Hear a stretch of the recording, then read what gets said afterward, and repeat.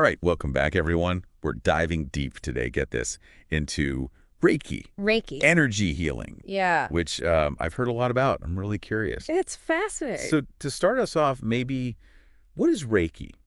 Like for someone who's never even heard of it. So Reiki is a Japanese energy healing technique, and it's all about like stress reduction and relaxation and promoting well-being. Uh, And the idea is that there's this universal life force energy that flows through us, right? It's called ki. okay. And when this ki is blocked or unbalanced, it can lead to like all sorts of issues, like emotional or physical problems. Well, like blockages. Exactly, blockages, yeah. Okay, interesting. So Reiki practitioners, they use this gentle touch or they just hover their hands over your body Okay. to help channel this energy, to clear the blockages, and help restore balance to your ki. So they're like cleaning the path for the energy to flow better? Exactly. That makes sense. It's kind of like, have you ever had a garden hose and it gets all kinked up? Oh, yeah, totally. And the water's barely trickling out right. Yeah. So Reiki is like unkinking the hose. Like smoothing it out. Smoothing it out so the energy can flow freely. Okay, I like that analogy. That makes it much clearer. Yeah. So what are some of the actual, like, benefits people say they get from Reiki? Well, people report feeling a lot more relaxed, less stressed. Some say they have this greater emotional resilience. They feel a sense of peace and clarity, Yeah. and even pain relief. Some people report pain relief. Wow, so it can be quite powerful if it's impacting people on that many different levels. Yeah, and I think it makes sense, right? Because if you're stressed, your body's tense. Yeah. If you can reduce the stress, it allows your body to focus more on healing and repair. Oh, that makes sense. And emotional balance. I mean, that just promotes overall well-being. Yeah, for sure. So it all ties in together. So it's like this whole cascade effect almost. Exactly. You fix one thing and then everything else just kind of falls into place. Yeah, it's like a ripple effect. Now, I've got to ask, Yeah. how much of this is like placebo effect? Yeah. I mean, is there like real science backing any of this up?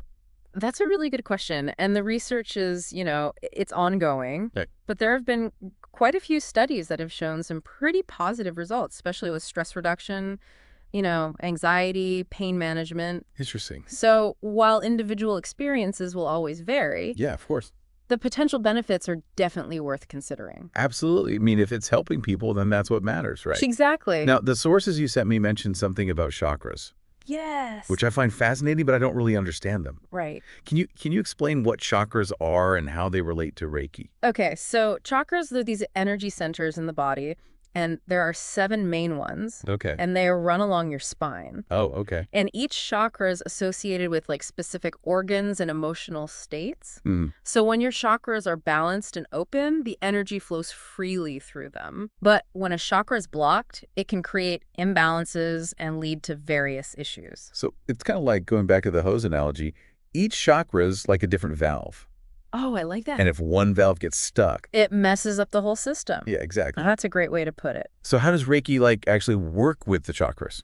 So Reiki practitioners, they often focus on these chakras during a session. They'll direct energy to specific chakras to help clear any blockages and restore balance. So they can target specific areas based on what they're sensing. Yeah, exactly. That's pretty cool. Yeah. So it's not just like a one-time thing, right?